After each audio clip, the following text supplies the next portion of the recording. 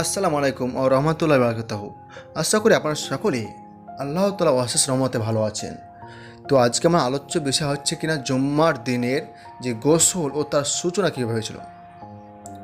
তো বেশি দেরি না করে শুরু করা যাক। হজরত আবু হুরায়রা রাদিয়াল্লাহু তাআলা থেকে বর্ণিত, রাসূল সাল্লাল্লাহু আলাইহি সাল্লাম ইরশাদ করেছেন, প্রতিটি মুসলমানের ওপর হক বা জরুরি হচ্ছে সপ্তাহের 7 দিনের মধ্যে একদিন অর্থাৎ জুম্মার দিন গোসল করবে।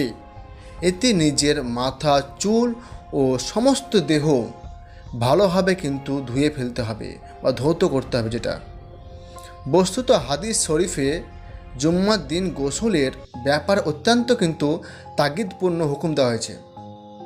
এ মাসআলার সম্পূর্ণ ব্যাখ্যা হযরত আব্দুল্লাহ ইবনে আব্বাস রাদিয়াল্লাহু তাআলা এক ইরশাদের মাধ্যমে হাসিল হয়, যা তিনি ইরাকবাসী জনৈক ব্যক্তির প্রশ্নের উত্তরে বলেছিলেন। ইরাকে কিছু লোক হযরত ইবনে আব্বাস রাদিয়াল্লাহু তাআলাকে খেদমতে উপস্থিত হয়ে প্রশ্ন করল, আপনার মতে জুম্মার দিনে গোসল ওয়াজিব কি না? তিনি বললেন, আমার নিকট ওয়াজিব তো নয়, তবে এতে রয়েছে অত্যন্ত পবিত্রতা ও পরিচ্ছন্নতা ও অতীব কল্যাণ, সুতরাং এই দিনে গোসল করা উচিত। আর যে ব্যক্তি কোনো কারণে এই দিনে গোসল না করে সে গুনাহগার হবে না, কারণ এই গোসল তার ওপর ওয়াজিব নয়। তারপর হযরত ইবনে আব্বাস রাদিয়াল্লাহু তাআলা আরও বলেন, জুম্মার দিনে গোসল কীভাবে আরম্ভ হয় তা আমি বলছি। ইসলামের প্রথম যুগে মুসলমানগণ অত্যন্ত দরিদ্র, পরিশ্রমী ও কষ্ট সহিষ্ণু ছিলেন।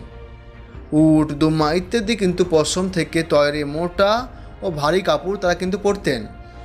পিঠে বোঝা নিয়ে তারা খুব কাজ করতেন, খুব কষ্ট করতেন এবং মজদুরি করতেন। আর তাদের মসজিদ অর্থাৎ ছিল কিনা অপ্রশস্ত, একবার ছোট্ট নিচু ছাদ যুক্ত বিশিষ্ট, ফলে প্রচণ্ড গরম পড়ত। একবার এক তপ্ত গরমে বা দুপুরবেলায় রাসূল সাল্লাল্লাহু আলাইহি সাল্লাম ঘর থেকে বেরিয়ে মসজিদে হাজির হন। আর তখন সমবেত মুসল্লিদের অবস্থা এই ছিল যে তাদের যে পরনে ছিল পশমের মোটা মোটা কাপড়। বাইরে রৌদ্র তাপে তাদের দেহ থেকে দরদর করে ঘাম বেরিয়ে পড়ছিল। সব কিছু মিলিয়ে মসজিদের পরিবেশ দুর্গন্ধময় হয়ে উঠেছিল, ফলে সকলের অত্যন্ত কষ্ট হচ্ছে। স্বাভাবিক, একটা যে পশু চামড়া যদি ঘেমে যায় যে কোনো গন্ধ হবে, সেটা উন্নত অবস্থায় মানে এতটা দুর্গন্ধ হচ্ছিল যে রাসূল সাল্লাল্লাহু আলাইহি সাল্লাম দুর্গন্ধ অনুভব করে বললেন, হে লোকেরা, জুম্মার দিন হলে তোমরা গোসল করবে, সম্ভব হলে সুগন্ধি তেল ও আতর মেখে আসবে। হযরত ইবনে আব্বাস রাদিয়াল্লাহু তাআলা বলেন, এরপর আল্লাহর অনুগ্রহে অভাব অনাহারের দিন শেষ হয়ে গেল। আল্লাহ তাআলা মুসলমানদের সচ্ছলতা দান করলেন।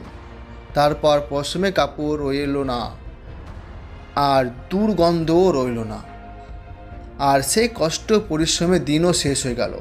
মসজিদ হয়ে গেল প্রশস্ত ও সুপরিসর। তারপর কিন্তু জুম্মার দিনের ঘামের গন্ধে সে যে অস্বস্তিকর দিনটাও কিন্তু আর থাকলো না। হযরত ইবনে আব্বাস রাদিয়াল্লাহু তাআলা এর ওপর কিন্তু উপরোক্ত বর্ণনা থেকে বোঝা যায় যে ইসলামের প্রাথমিক যুগে বিশেষ অবস্থার যে দরুন জুম্মার দিনে মুসলমানদের ওপর জুম্মার গোসল জরুরি করে দেওয়া হয়েছিল। তারপর যখন সেই অবস্থা থাকলো না, তখন গোসলের হুকুম যদিও আগের মতো রয়নি, তবে এতে যে পবিত্রতা, যে সুচিতা, যে সুচ্ছতা রয়েছে তা বলাই বাহুল্য। এটি আল্লাহ তাআলা পছন্দনীয় বিষয়। এতে রয়েছে প্রভূত কল্যাণ ও সওয়াব, অর্থাৎ এখন এটি মাসনুন ও মুস্তাহাব বিষয়। এবার জানবো আমরা গোসলের সময়। কখন গোসলের সময় ছিল? আসলে জুম্মার দিন ফজরে নামাজ পর গোসল করা চাই। মাথা, চুল ও সমস্ত দেহ ভালোভাবে কিন্তু ধোয়া চাই, ধুতে হবে।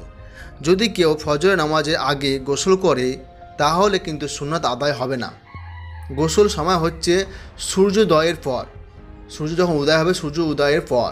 গোসলের পর মসজিদে চলে যাওয়া উত্তম। জুম্মার নামাজ পর্যন্ত পবিত্রতা কায়েম রাখা চায়। আল্লাহ তাআলা আনুগত্যের ওপর গোসলের নিয়ত করবে। এদিনে নিজের চুল, নখ ও কাটা চায়। জানাবাতের গোসল দ্বারা সুন্নাত আদায় করব।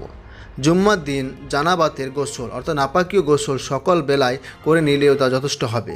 দ্বিতীয়বার গোসল করার কোনো প্রয়োজন নেই। এই গোসল ফরজ জানি, গোসলে এক ফরজ। সমস্ত দেহের উপরিভাগ মাথা থেকে পা পর্যন্ত এমনভাবে ধোয়া যেন চুল পরিমাণ ও স্থানও শুকনো না থাকে। এবার গোসল ওয়াজিব গুণগুলো চলে জানি। কুলি করা, নাকে পানি দেওয়া, পুরুষের জন্য সমস্ত চুল খুলে ধোয়া, নাকের ভিতরের ময়লা তুলে ধোয়া। গোসলের সুন্নাত চলো জানি। নিয়ত করা, অর্থাৎ মনে মনে নাপাকি থেকে পবিত্রতা ও আল্লাহ সন্তুষ্টি ও সওয়াবের নিয়ত করা। এভাবে নিয়ত করতে হবে। প্রথমে দুহাত ধোয়া, তারপরে বিশেষ অঙ্গ ধোয়া, তারপর কিন্তু প্রকাশ্য নাপাকি থাকলে তা ধোয়া, তারপর সম্পূর্ণ উজু করা। এরপর কিন্তু সমস্ত শরীরে পানি ঢেলে দিবে। যদি পায়ের নিচে পানি জমা থাকে এমন অবস্থায় গোসল করে তবে গোসলের পর অন্যত্র সরে গিয়ে ধুয়ে ফেলবে। বিসমিল্লাহ পড়া, মেসওয়াক করা, হাত পা দাড়ি 3 বার খেলাল করা, শরীরকে ঘষে ধোয়া, শরীর ধোয়া, সমস্ত শরীরে 3 বার পানি ঢালা। তো জুম্মার দিনে নখ ও মোচ কাটা। হজরত আবু হুরায়রা রাদিয়াল্লাহু থেকে বর্ণিত, রাসূল সাল্লাল্লাহু আলাইহি সাল্লাম জুম্মার দিন নামাজে যাওয়ার আগে নখ ও মোচ কাটতেন। জুম্মার দিন ভালো কাপড় পরা গুরুত্ব কী? হজরত আবদুল্লাহ বিন সালাম রাদিয়াল্লাহু তাআলা থেকে বর্ণিত, রাসূল সাল্লাল্লাহু আলাইহি সাল্লাম ইরশাদ করেছেন, যদি সম্ভব হয় তাহলে এতে কোনো অসুবিধা নেই যে প্রত্যেক দিন কাজকর্মের জন্য যে জামা কাপড় ব্যবহার করি তার ছাড়া একটা নির্দিষ্ট জামা কাপড় আলাদা রাখা জুম্মার দিনের জন্য। প্রত্যেক ব্যবহৃত কাপড় চাপড় ছাড়া অন্য কাপড়ের জোড়া বানিয়ে রাখার কথা বলাতে হয়তো এ সন্দেহ হতে পারে যে এটা তো দারিদ্র্য ও ত্যাগের চেতনা বিরোধী অপছন্দনীয় কর্ম। বস্তুত উক্ত হাদিসে এক সন্দেহের অবসান ঘটানো হয়েছে। হাদিসে অর্থ হচ্ছে জুম্মার মতো দিনই ইজতেমার জন্য, যা কি না মুসলমানদের সাপ্তাহিক ঈদ। সাধ্যমতন ভালো কাপড় পরিধান করা আল্লাহ তাআলা নিকট পছন্দনীয়, তাই উপলক্ষে বিশেষ কাপড় তৈরি করে রাখতে কোনো দোষ নেই। এ ছিল আজকে আলোচ্য বিষয়। আশা করি ভালো লেগেছে। এরকম ইসলামিক নলেজ, জ্ঞান অনেক কিছু পাওয়ার জন্য আপনারা আমার চ্যানেলের সঙ্গে যুক্ত থাকুন। আর হ্যাঁ, যারা এখনও পর্যন্ত সাবস্ক্রাইব করেনি তারা সাবস্ক্রাইব করে দিন।